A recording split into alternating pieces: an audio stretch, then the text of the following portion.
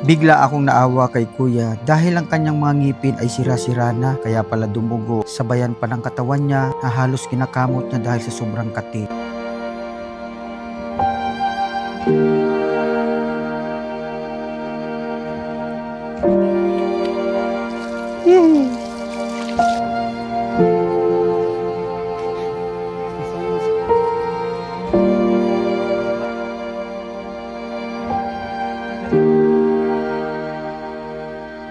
Kargador na may autistic, bumubuhay sa ina niyang may kanser. Ito na po siya ngayon, mga kabisat. Ito po ang kwento ng kargador ng Tagum City. Proud kargador, amay na bumubuhay sa kanyang ina.